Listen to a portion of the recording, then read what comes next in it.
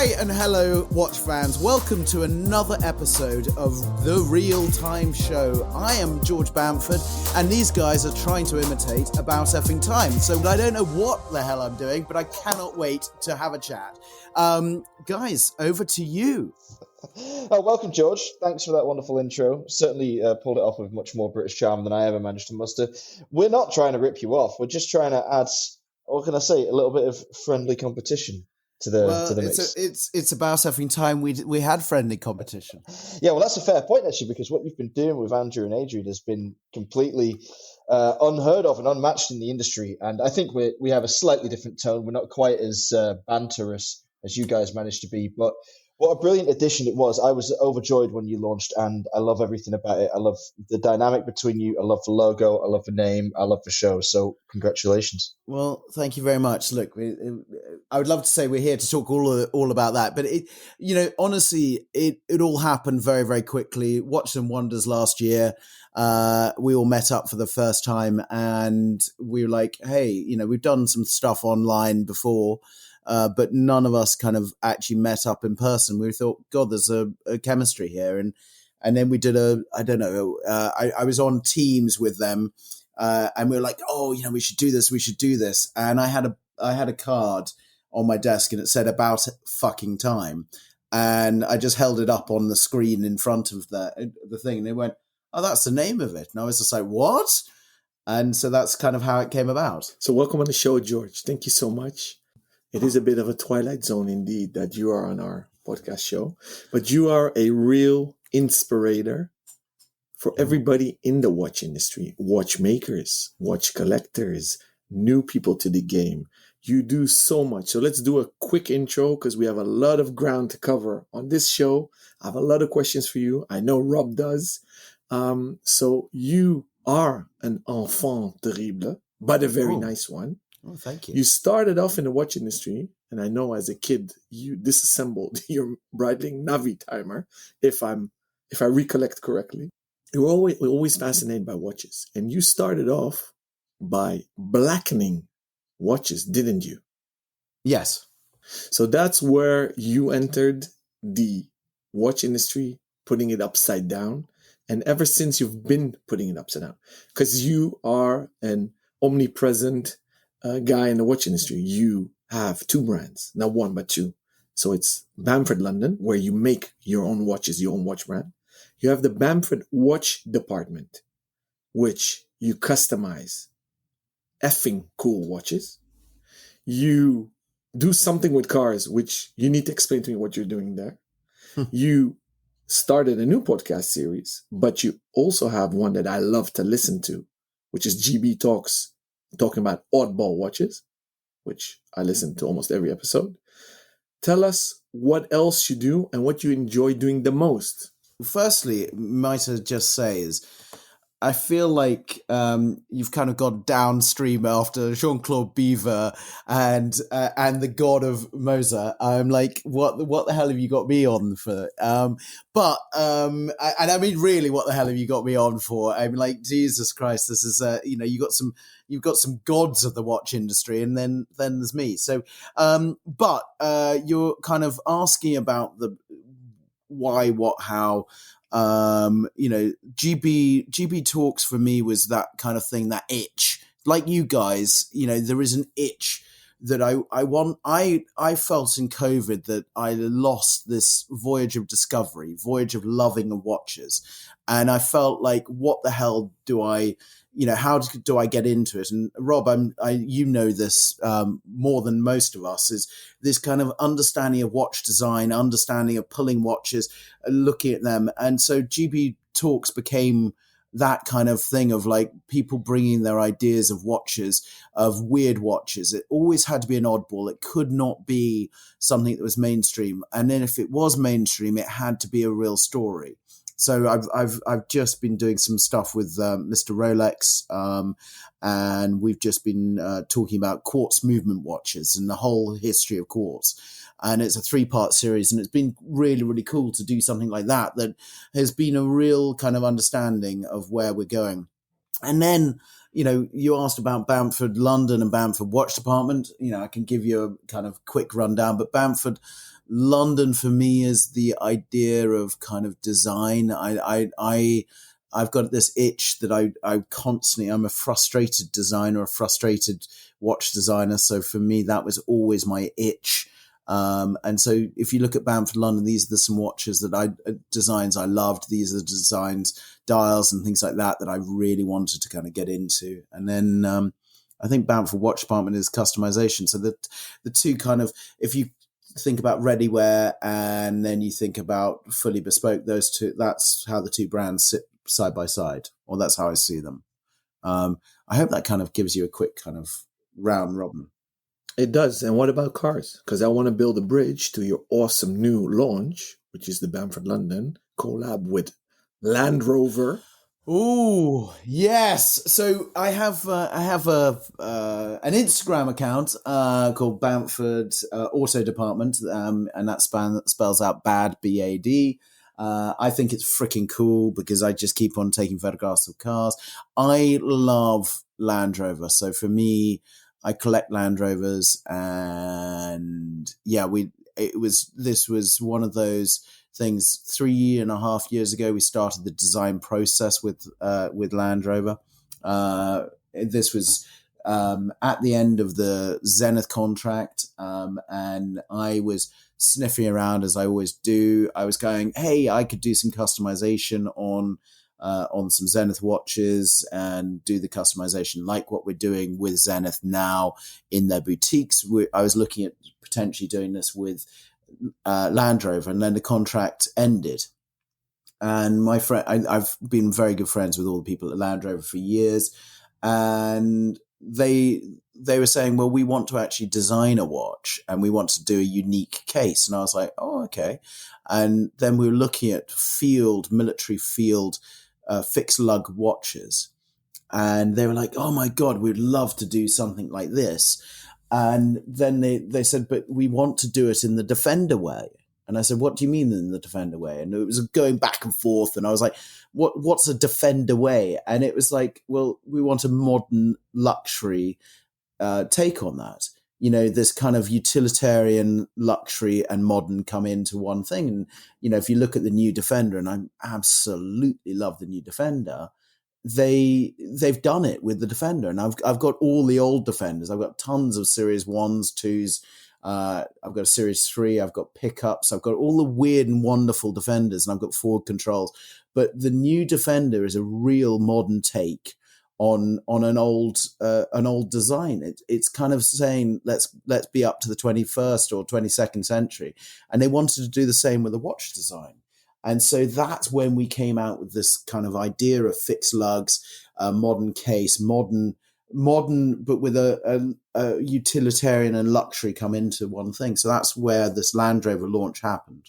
So who was it that actually designed this watch itself? Like, did you put pen to paper and come up with the case shape? Because I came across it a couple of weeks ago and I absolutely love the hour markings. I think that the sandwich dial is a beautiful choice, and it has this wonderful utilitarian but also hyper futuristic vibe to it. So are you directly responsible for that, or did you have someone else in your team work on that and then you add your feedback later on? So on any design, it comes from me, but but this is a partnership. You know, let's talk about this as a collaboration. This was the two brands coming together. I got to work with some amazing people at Land Rover, and I'm going to say they are absolute rock stars. And during COVID, we were designing this case, and it was like, hey, what about this? What about this? And then we did I've got on my desk, and if this was a visual thing, you'd be able to see. I've got on my desk a 3D printed oversized version of the watch. And I mean, it's kind of bigger than my hand. So then we could look at every aspect of it, and we were like, oh, well, this doesn't work and this doesn't work. So the thing is, it was a proper collaboration. It had to be a proper collaboration because this was their DNA being put into a watch. This case will never be produced unless it's a joint partnership with them. So Okay. This is very much, this is their unique case. And since this, we've been asked by other brands to create unique cases for them. And so we're starting to look at what else can we do. But this was very much, this is LR001. Of course, you know that I'm me, so there will be a 02 at some point. There'll be a 03 at some point. But there'll be expressions on this case. And we've been doing the design process of where it should go. I'm pleased that you liked it, because it was very much, it was a touch and go. We also, starting with a grey on grey on grey, titanium, that was something that we really were pushing. But even down to, I've got the watch on my wrist now, but we've got a recycled Cabora strap. And you kind of go, what the hell is Cabora? And basically it's recycled fabric. And it's like this wonderful, it almost feels like a Barber kind of wax cotton jacket. And nice.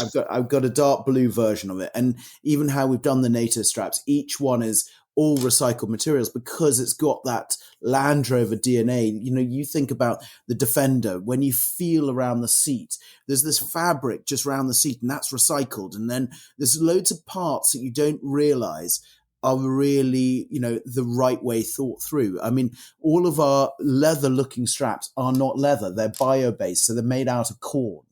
And so they are, you know, we've looked at everything and kind of gone, it has to have the right feel, the right vibe. And even, you know, we were doing pull-up tests and making sure that the straps would give the right feel on your wrist.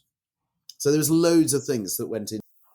I guess the question I have, because looking at the watch head itself on its offer strap, it's a masterpiece, really. But how does it wear? Because those fixed lugs, they don't look very sympathetic at all. They're not as forgiving as you'd think. I've got it on my wrist, and I wish I was showing you on here, but really it fits perfectly on the wrist. There is a slight angle to those fixed lugs. So when the strap threads through, it really does. It fits perfectly. And it is a bizarre thing, because when we first got it and we got the prototype, and I got it in titanium, because 3D printing is, and that's how we start off on any of these projects, is I always 3D print. We go, oh, okay, would it work? And we really had to finesse on each bit. But it feels like, for me, this watch, you can't, you've got to beat it up. You've got to have fun with it. It's not a show pony or a safe watch. This is a watch that needs to go and have experiences on it. And I didn't want it to feel like it was too bulky on the wrist, because I wanted it to feel like I didn't feel like I'm whacking it every 2 minutes. And I've had it on my wrist for the last probably maybe 6 months. And I've had it on the wrong wrist. So, you know, and that's been a great thing. Which of your watches do you think you've worn the most over the course of your creating career? Which watch have I worn the most? Oh, that's a good question. Probably my TAG Heuer Monaco, the carbon one. Oh, nice.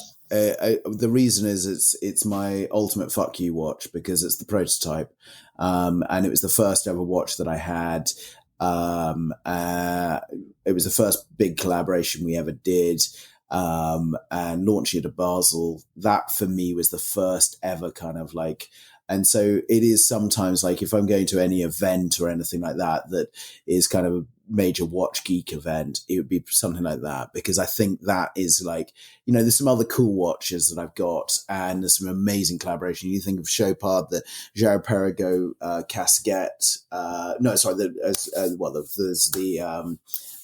the only watch casquette that we did, but also the Laureate Ghost. These things they're very, very cool watches, but I keep on putting that Monaco on because I kind of love the idea that this was something that I actually nicked off the stand at Basel. No, officially I didn't nick it off stand, but officially it ended on my wrist when I was flying home, and I went, "Oops, I'm really sorry." And it's I think only you could get away with that, to be honest. That's for American listeners, nicked means in British stolen. He stole it. No, I never steal anything. I never. Welcome to the club. Tag Heuer, please. I haven't. You officially gave it to me on stand. Please. We'll verify. We'll verify this with Frederick Arno. George. Yes. So I have a zillion of questions, but Rob stole my thunder. So I'll get back. I'll circle back to them later on. On topic of the Monaco, which is a watch that I also love and own and have in my private collection. You build a bridge for me on oddball watches. What is it that makes you tick for oddball watches? Look, I think whatever you... It says something about your character because you're an oddball? No, not... Well, yes, I probably am an oddball. But the thing I will say to you is it's not about oddball. It's about pulling the skin off the, don't be the same as everyone else. And that's where I think you put down, and let's say, I don't know, you put down a Nautilus at a watch event, or you have it on your wrist. Most people have seen it. Most people have actually have seen it on their hand, or they've seen it on the internet, and they don't really care about it.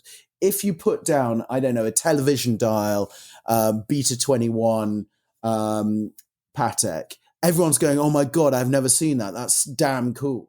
Mm-hmm. And I think to myself is, express yourself, express, something cool about you. You think about, I don't know, some of the Fratello pieces, or Alon, what you've been doing with some of the limited editions that you've done in the business. You think about where you've gone. I'm just trying to think of, like, you can turn up with, I don't know, a Proudploff Omega, and you're going, that is so damn cool. And people go, oh my God, I haven't seen one, or I haven't seen one in the flesh. And I think that's where I like design, and something that expresses yourself instead of being the clone of someone else. And interesting. And that's where I look at watches and I think, there is so many cool watches out there. There's so many great designers out there. There's great stories of these watches. The quartz movement, has created some awesome watches. I'm still buying to this day. I've just brought this weird and wacky IWC that's done in sterling silver of all things. And I found it, actually it was on the podcast that I did, and I was like, I've got to have this watch. And I had this mentality of got to want to steal it. If you're still dreaming about the watch, then you've got to kind of find a way of putting it into a collection. But anyway, what you're saying about my obsession with oddball is, I think to myself is, these brands have done some awesome things. You look at, so you said about Zenith, but let's talk about TAG Heuer. Let's talk about, I don't know, Audemars Piguet. You think about, some of the really weird ones out of Audemars Piguet. Everyone keeps on talking about Code being such a dreadful design. It's not. It's a really cool design, but you just got to know the history. You've got to be able to say to people, okay, why has it got this case? Why is, you think of case construction, you think, wow, that's absolutely amazing. Then you go for Heuer, you go down to rabbit warren of things like Kentuckys and Camaros. And there's some wicked watches out there that are really cool. And then, I don't know, Chopard, you're going on something like the Mille XL, the bigger watch that is, the Ryan Reynolds style, awesome kind of design of a watch that is different. It's saying something different about you, or the diver from Omega, or the diver from TAG Heuer, or I'm throwing out multiple things, but then I could say to you is, then you could also go down to Baltic, or I'm trying to think of other great brands, but you think about, there's some great independents that are really pushing the thing. You think of England, Fears, Nick is an awesome guy, and what he's designed in the watch world, he's brought the brand back, but he's done an awesome thing. Or people like, saying something different, Undone, that's one of those brands that you just go, shouldn't do what they're doing, where you then go to someone that is a brand that really has some fun, and Studio Underdog, that you then look at them and think, he's an awesome designer, and he's got an expression for the world that is cool. Everything fell into place because now I understand your whole journey. Why you start customization is to take the regular into the odd. I am, and both Rob and I are the same. We love these eclectic and strange watches. What I enjoy the most when I scroll on Instagram on the watch accounts is those either vintage watches of watch I've never seen before. And that post will make my day. I'm like, wow, I've never seen that before. That's why I resonate and connect with you. And it explains also who you are, why you started the customization, why every Bamford London watch is literally new. Everything you guys make, because it's not a one-man show, is odd. So begs the question, will you guys ever make a classic three-hand watch with the Bamford London label? Oh, classic three-hand watch. Are you talking more of a field style watch? Simple round case? Yeah, let's say something that's done like a Dirty Dozen watch. Imagine you had to make the 13 Dirty Dozen watch. For example, or a Calatrava dress watch, if you know what I'm saying. I would say that just kind of maybe something may be coming next year, early part of next year, potentially could happen or may not happen. If you look at our repertoire, there is a case that has sneaked past all journalists. And we did it as a collaboration of last year, I think, or early this year. And there is something there. So just what I'd say to you is there is something that we're creating at some point, but we're creating a few other things. So, and the problem is that if this was on screen, you would see right behind me all of the development of the watches, because I've got basically sheets of paper with loads of images of all the different watches that are coming soon. Because the thing is, what you have to then do is, as a business, we're having to plan for 2025, 2026. We're planning designs. So, that's the thing. When you look at all these watches, we have, there is no secret. People are asking for other case designs. The Landrover one for me, I think, is one step forward. That's as Rob, you said very well. It's a futuristic looking design, and it's a take on the 369 because of doing those wider 369 points. There is such a kind of take on how you would see it. Now that's for us another step. On each watch, we have to do something that is a little bit more, pushing with dial configurations, pushing with colorways, straps, really launching out with something that everyone goes, wow, that's what we are pushing for on anything we can do, and to have our own take on that side. So maybe, I'm looking at the photographs on my desk and I'm like going, well, maybe but we've held it back for a little while. So I don't, it will be next year. Do you find, George, planning so much ahead rather difficult because you're so much on the pulse of time? You are an innovator. Do you find it difficult to look so far ahead? I think it's more the marketing plan. I think that's where you have to be fluid. The other thing is, what happens is if not, you're in a problematic place, or I'm in a problematic place of what I am in this year. I feel like we have launched so many products this year that it's kind of like some people are taking the piss out of me and going, hey, it's a Tuesday and you're launching another watch. And it's not the scenario. We run two consecutive brands side by side, Bamford Watch Bar, Bamford London.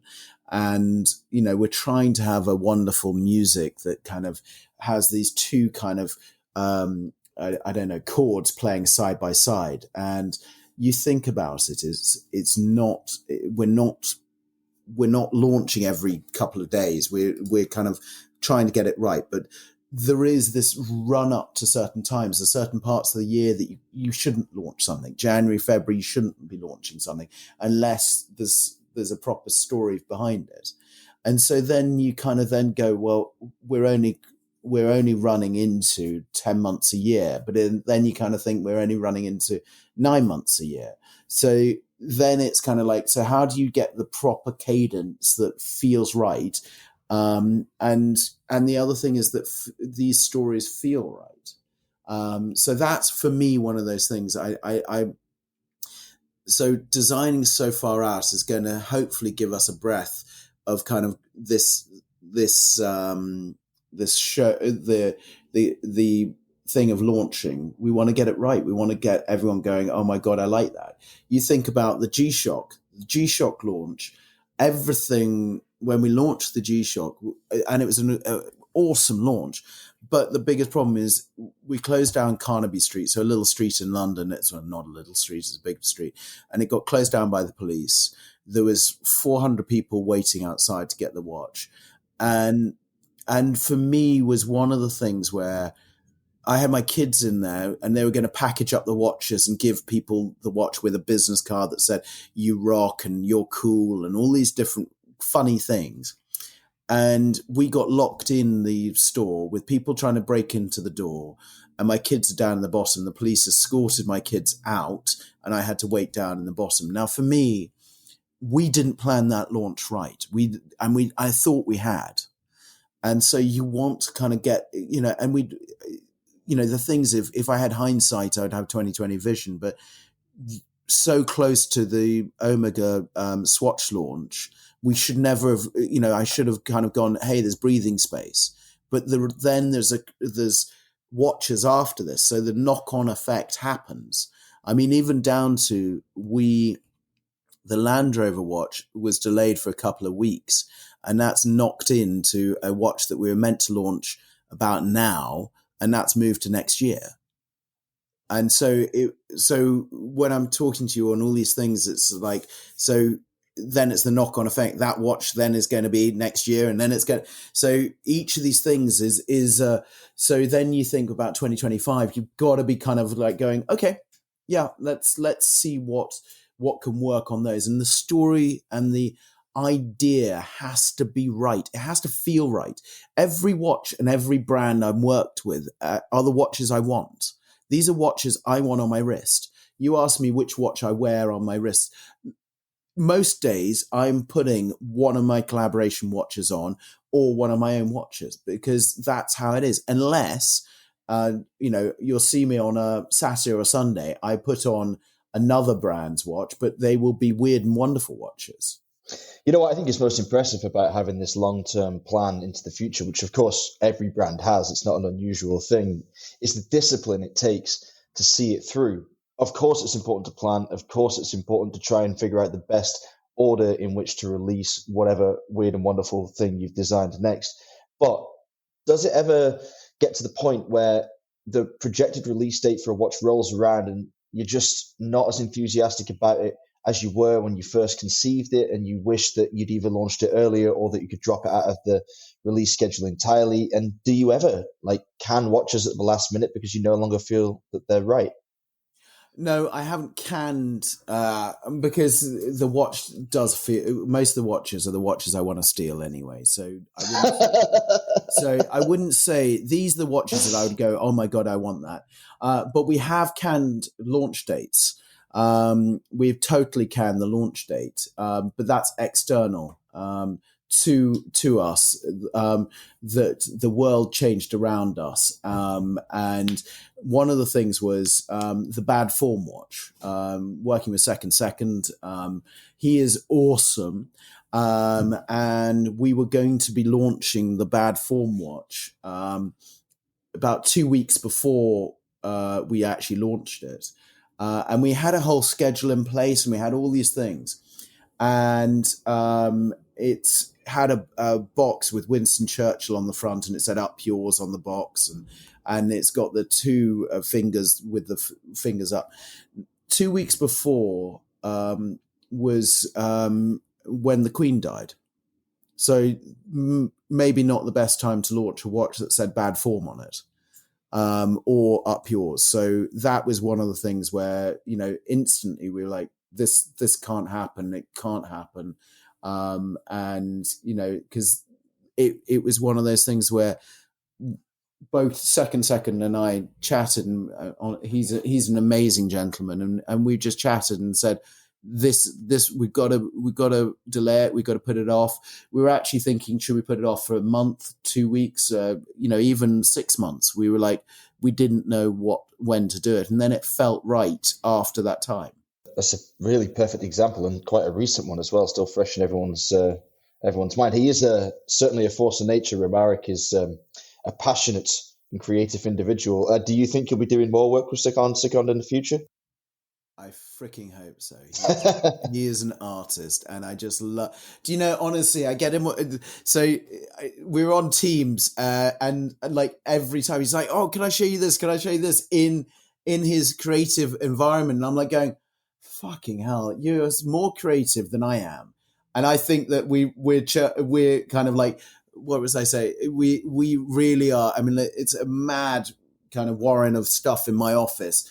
And, maybe it's junk and stuff, but even though I've got Marmite that's a Bamford watch department on, and Snoopy's and weird packaging, my desk is piled full of crap, but they make me laugh or make me smile. I've got a gnome that's got a finger up at me, and it's my fuck you gnome, and it just makes me smile. And you gotta have, and then he shows me, and he's like, "Oh, George, have you seen this?" And I'm like going, "Oh my God, please don't show me anymore, because you're putting me to shame of how creative and funky the things you've got." I honestly believe he has the best Instagram channel. 100%. 100%. If you're listening to this, you already are following him. I mean, you really are. And if you're not, where the hell have you been? You've been under a rock somewhere, because Jesus Christ, you need to be listening to this podcast, but also you need to be looking at his Instagram. Yeah, it is awesome. That's Seconde. So that's SECONDE. And you know what? I find his images almost like therapy for the eyes, relaxing to look at. Beautiful stuff. Have you seen that he's just released a new Nevada Grenchen? I think it came out today. Oh, yes, with Time and Tide. Time and Tide, those guys. Ugh. Oh, no. I bet you hate all those people, don't you? Oh, I brought one of the watches. Oh, did you? Which one did you get? I got the eyes that are a bit furry, and the smile.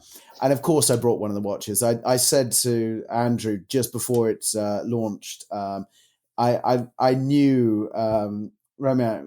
Basically, he just went to me and said, "Oh, this is coming out." And I went to Andrew. I was like, "Send me the fucking image." And he went, okay. And I was just like, "I want to see the images of the watches now." And it was like really like that intense, like, I want to know what you're doing. And because they both explained it to me, but didn't really send me the image. Anyway, they sent me the images, and I was just like, okay, yeah, this thing is so damn cool.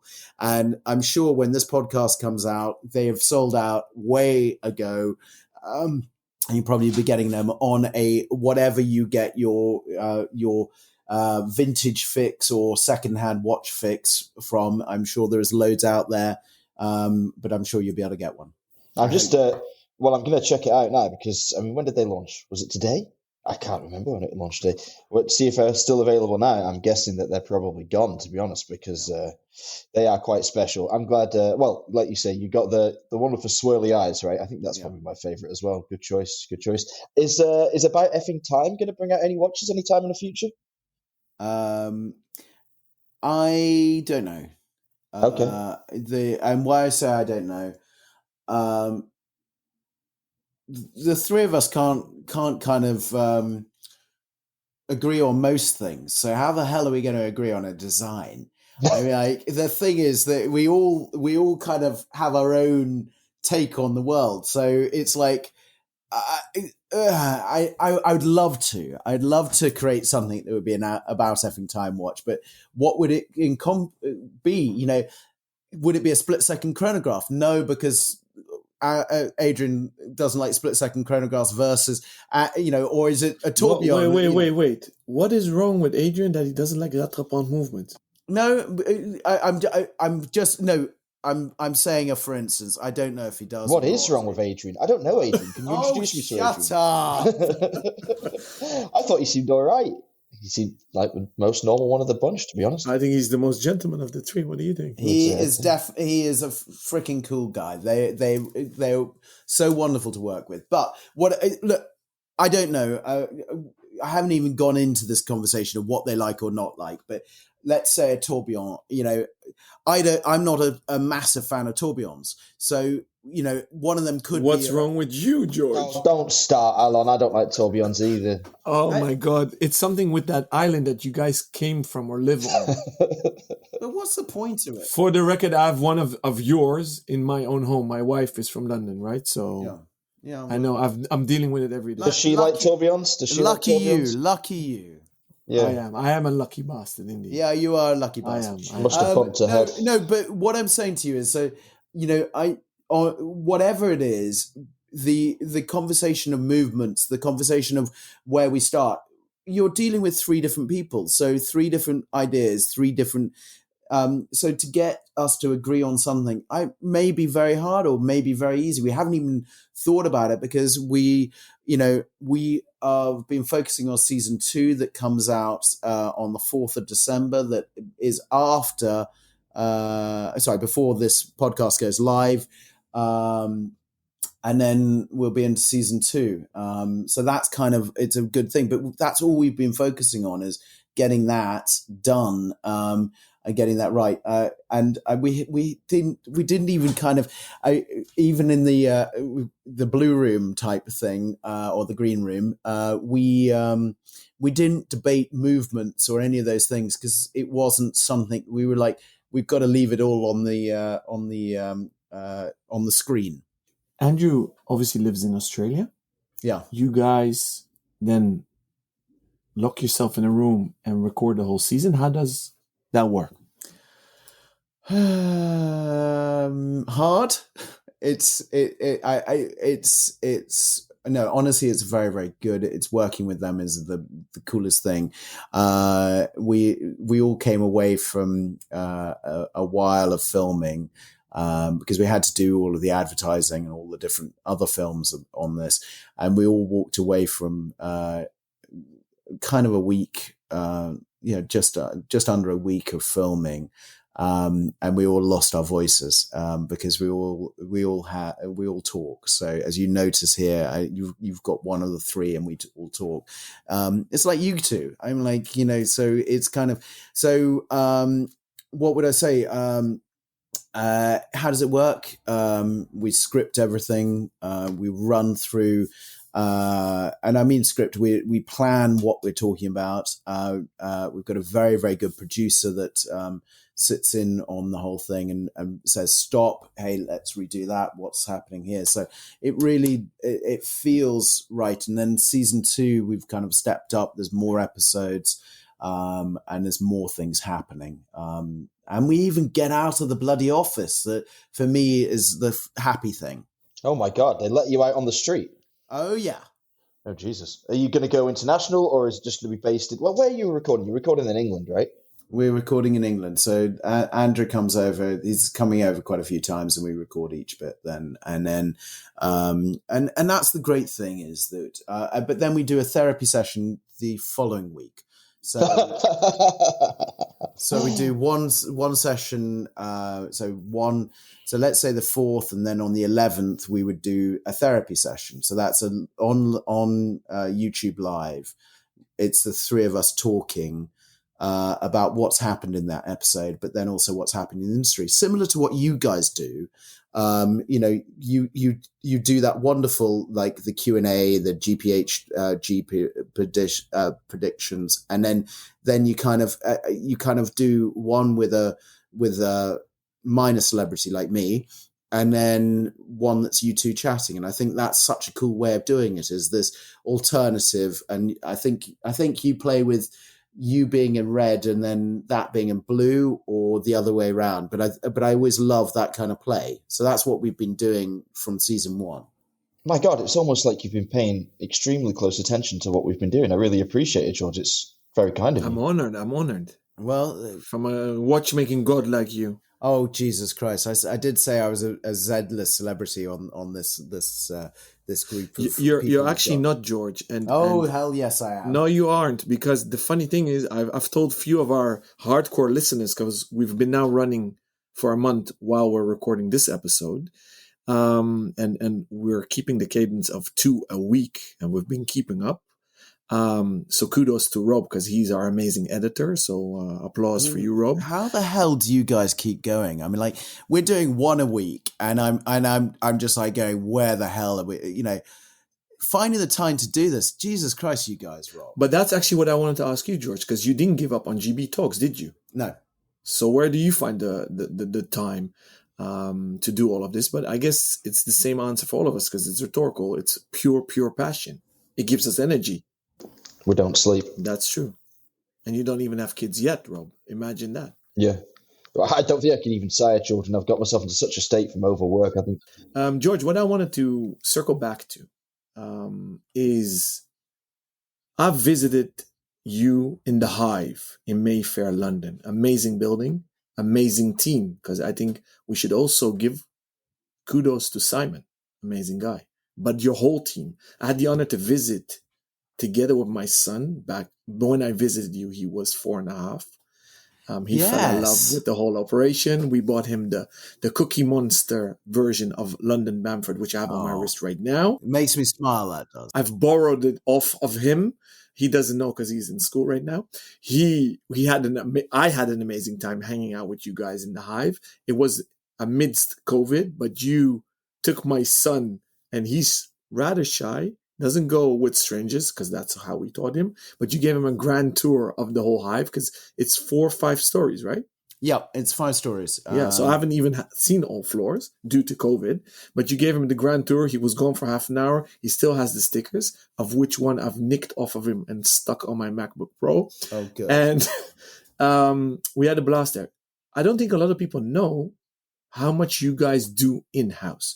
So please tell us how much you guys do in-house. So I can give you a quick rundown of the office, just kind of, and I know you've got another question, so I'm going to come to that. But the office, because I'm going to forget midway through, because I rant on for too long.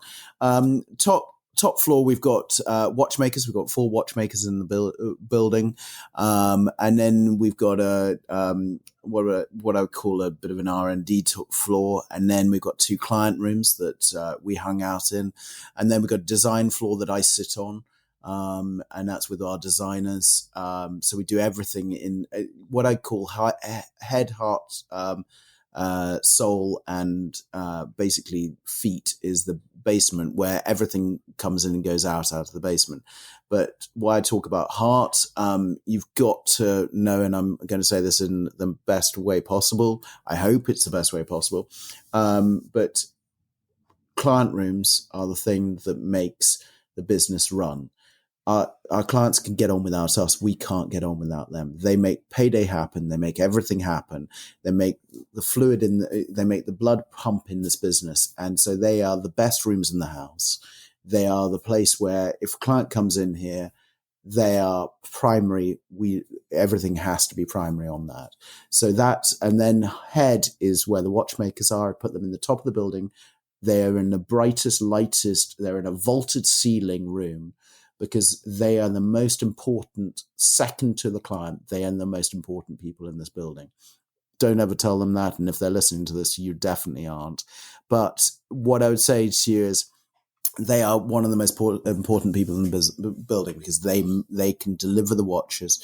They are the ones that are getting. So we're assembling and we're putting watches together, and we're doing all the tests. We're doing everything from, even when we're doing R&D, I involve the watchmakers every single time. So for me, that is one of the key things.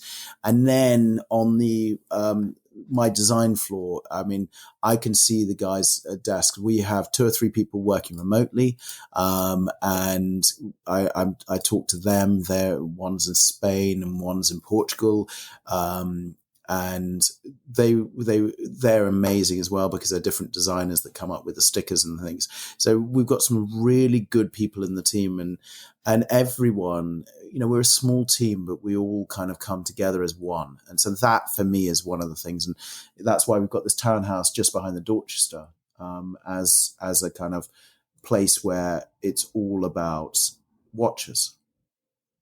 Does that describe it enough? Very much so. And it was an honor to see it myself. That's amazing. Now, you also said something about that you've been making fun of, that you launched so many watches in a fast pace. I can imagine also that you're a victim of your own success, that you're so successful in both the customization, which you do with other brands with the Bamford watch department, but also the amazing watches you launch with your own brand, Bamford London. You guys have a core collection, don't you? Yes. And I think that's undersnowed by the fact that you launched so many collabs. Do you think that you need to slow your roll with that, or it doesn't matter? So we have our GMT, and we have our own. Yes, you're right. We have our own core collection that is the Bamford B347 and the GMT, and we also have the Mayfair Sport that is our fun watch that the Cookie Monster and Elmo. Just to say on the Elmo, my son was with me the other day, and he was up with the watchmakers, and he made his own Elmo watch with a few twists on it, and he actually built it himself with the watchmakers. It's quite good to have a watchmaker. I've been teaching my son on these pocket watches, and during COVID, we kept on taking pocket watches to bits and rebuilding them. So anyway, that's one of the things. Core collection, you can customize our core collection. There'll be more customization coming on to the core collection. But the core collection is the backbone to some of the collaborations. You think about the second is on our GMT. So we do the collaboration, then we also see other sales on other products that people like as well. So it's each thing is helping the other thing out. So that's a great thing. We also just launched on the GMT a brand new titanium case on the GMT that has now made it very, very light. And we'll be launching a watch, a collaboration around this to highlight that new watch. But it is titanium case that you can now customize online. Now, I'm sounding like I'm advertising my business. It isn't. I'm definitely not advertising, but on the core collection of the watches, and also same with the brands that we're working with, like TAG and Zenith and Frank Muller and Chopin, all of these. There is a core collection that's on their side, but we do customization. So that is always a good thing as well, as having the two sides of the business. But collaborations, I think we need to either do collaborations or do limited edition, because I think it is that thing of you want to have something that, like what I was describing, you don't want to have the same as everyone else. So I always think these limited editions work. I'm collecting myself limited editions from every brand that is doing some really cool limited editions with some of the best online platforms, because I think that those things are the ones that when later on we go to a Phillips or a Christie's or a Sotheby's or an Antiquarium catalogue, we see that this is a limited edition out of 100 pieces or 200 pieces. They're the ones that will be the desirable ones, because they are limited by the nature of that collaboration. So that's where I love about these limited editions. I mean, it's actually true. It's hard to deny. We've heard frequently people complaining about the ubiquity of limited edition projects and questioning whether or not that sales strategy has a long-term future in watchmaking. But just from a personal consumer perspective, you're absolutely right. I also hunt limited editions because I enjoy their specialness. I like having something that's a little different. I like a conversation starter. And yes, I suppose you're right that if you were to sell it in the future, then you'd probably get a good price for it. So I don't see any end to that whatsoever. What do you think, Alon? I'm with you, gentlemen. You've done a lot yourself as well, so it's kind of... Yeah, I have done, and we have quite some cool things in the pipeline. I guess when this episode airs, we launched a cool one, a micro brand, which is made by Cédric Bellon, a watch designer with a long track record. Ventured out himself 2 years ago on the Watch Angels project, the crowdfunding project for Just Watches. And I actually became friends with him. He's such a gentle soul, and he put sustainability at the core of everything he does. So I connected with that and the watch he made, his first piece, which I obviously bought. His second piece I bought. And then they asked me if I would like to add some ace flavor to it. So I was very honored. So that was amazing. And I came back from Geneva also, where we worked on a collab with Frédéric Constant. So that's cool. So you're actually a role model for me. And I want to use this as a bridge, George, because we have already accumulated quite some hardcore listeners, and some of them knew that we are recording this with you. And we got zillion questions for you from them. Okay, can I just ask, because I haven't seen the watch, is it the one with the small seconds at the top? If it is, I freaking love it. So that was his CB1. Yeah. He made now the CB2, which is a GMT. Oh, shit. And I don't know if this is going to be aired or not. So off the record. No, it's definitely going to be aired. So make sure it's appropriate for the record. Okay, so let me keep it appropriate for the record. So obviously, I immediately bought the CB2, the GMT version. And then the first inclination I had is, hey, this is basically an aviator watch. Why, Cedric, didn't you use Arabic numerals, like a pilot's watch, mil-spec? So then he said, why don't you make it if you think that should be done? So It was a 1-2, and it had to be made. Is it out there and exotic? Is it an oddball? No. But sometimes that's fine as well. I mean, the most oddball watch we made was together with Rob. That's where Rob and my bromance started, is the first collab we made together when he was still working at Nomos. We made the style. We took the most low-key dress watch ever, which is the Orion by Nomos. Beautiful watch.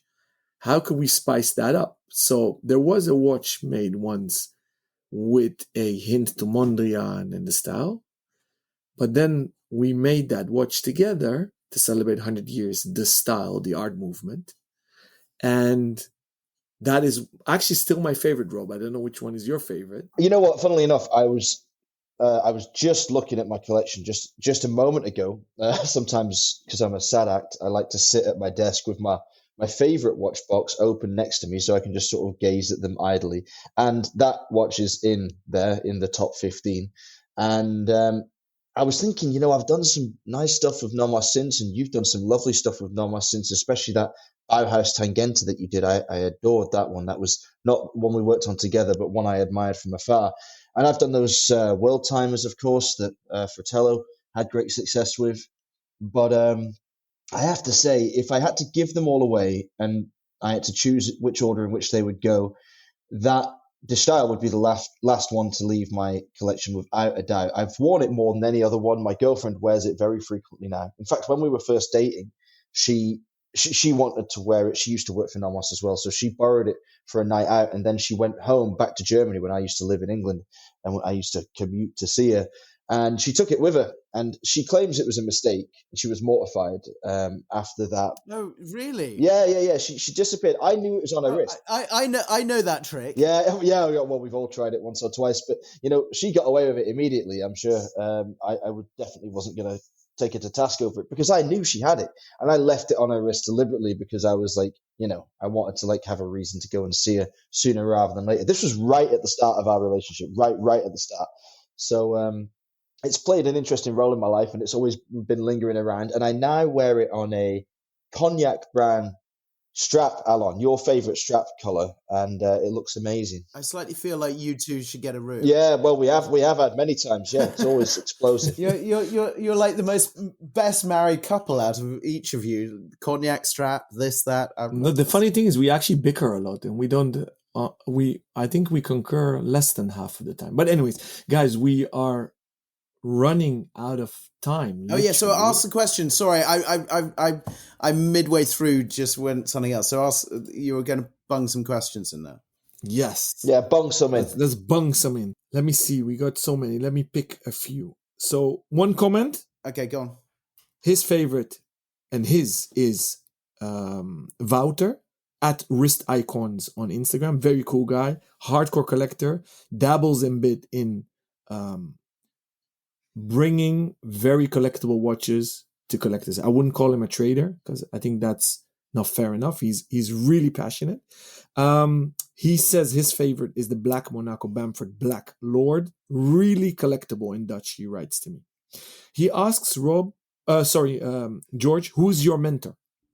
Who's my mentor? Well, I would say to you is there is some gods of the watch world, but you have to put out that you've already done the interview with him. Jean-Claude Biver is the god of the watch world. We all have to bow down and just listen to him. And so for me, he is someone that I always look up to. Anything we do or anything we are as a business, I kind of just totally respect on what he's done. And so, yeah, probably I'd say he is my mentor.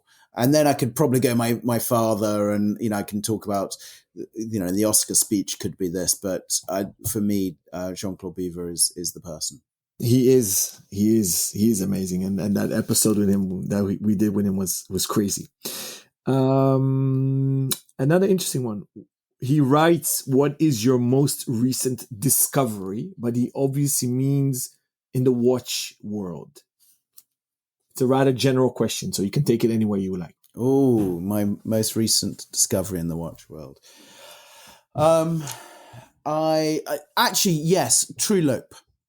They are a brand I saw at Geneva Watch Day that they did earlier this year, and I saw the watch, and it and True Loop is for me a brand that I absolutely love. And then when I was very, very lucky to be on the panel for the GPHG, I got to really play with these engineering coolness of watch design and each time. And what's interesting is I keep on going to the guys and saying, look, would you be able to make me one just with Bamford Aqua Blue and Black, just for me as a one-off? And every time they're like, yeah, we'll come to it. Yeah, we'll come to it. And I'm like going, please, I just want a one-off because I want the watch. So that for me would be the Discovery brand at the moment. Interesting. So Trilobe, I didn't expect that. We dealt with it quite extensively on the GPHG episodes we recorded. Awesome. So talking about New Kids on the Block, last one from Wouter. It's a 3-piece question. Sorry, Rob. I know I need to keep it to one question. A, New Kids on the Block, new brands, mass produced. 2, indies. 3, custom. And then he says, I expect seconde. Well, he's already answered the bottom one, so I think he's right on that. For me, I think there is a few good brands you should know about. I'm going to tout the British line, and I've already talked about it. But I would also probably say, and my brain's just coming to me now, but Studio Underdog, I think, is a brand that you should be knowing about because I think his creative designs and the price point is really, really cool. I think that you also, Fears watches, I've already spoken about them. I think the guys at Fears is absolutely amazing. And then I would also say, just wait a second. Sorry. I've just forgotten, my friend's brand. That's really embarrassing. But I would also say is looking at British watchmaking, you've got things like, well, you were asking about independence anyway. The big one of independence would have to be Bremont. I think that those guys, we've worked with them a lot. They're absolutely amazing. And then there's kind of some other ones that I would go, yeah, there's some really cool ones out there. But I think British brands are doing some good things, like with the German brands. But Bremont, I think, is an absolutely amazing brand. And I'm just trying to find the other one. Oh my God. Oh yeah. Sorry, it's Vertex. Yeah, Don. There we go. I was just like, fuck. So okay, the brand is Vertex.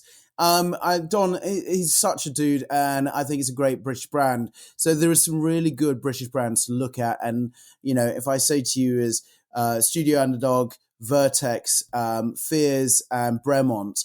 Those for me would be your kind of like great things. Second, of course. And I could go into German brands. I could go into French brands. I could go into Italian brands. There's some cool Italians coming through. But I'm going to go British because I'm sitting here in Great Britain. Okay, that sounds like the perfect point to wind up the show. What a patriotic note to end on. Man, I am glad that you remembered Vertex. So that's a great brand. It's a really cool brand and awesome watches. Great product quality. So if people don't know it, go check it out. If you want to get involved with the show and ask George some more questions, because we have a few more lined up, I believe, that Alon and I will bring to you another date. We'll get you back on the show so you can answer the outstanding questions. But if you have more for George, then get in touch on Instagram at RobNuds, that's ROBNUDDS, or at Alon Ben Joseph, that's ALONBENJOSEPH. If you'd like to follow George and see what he's up to, you can do at Bamford Watch Department, that's BAMFORDWATCHDEPARTMENT. Wow, my spelling is getting better every time I do this show. Jesus Christ, that's awesome. I've got one of the longest Instagram account names. It's like, oh my goodness. It's a lot of letters, yeah. I kept on thinking I wanted it BWD, but then it's kind of like that was taken by another brand. So it was called the Black something Design Company or something, or what. Anyway, so I was just like, okay. Okay, so we all had to roll with it, but thanks to whoever BWD is, because that really put me through my paces there. Good, I'm so pleased. If you would prefer to get in touch with us via email, you can do by contacting either Rob at therealtime.show or Alon at therealtime.show. George, thank you for joining us. It's been an absolute pleasure, mate, a real riot, and we do need to get you back on because our listeners clearly have a lot to ask you. So if you can spare the time, we'd be glad to spend it with you. Let's do it. Thank you so much. Let's do it, man. Okay, we'll be back next week with another Q&A session and also a very special interview. So tune in then. Until then, stay safe and keep on ticking.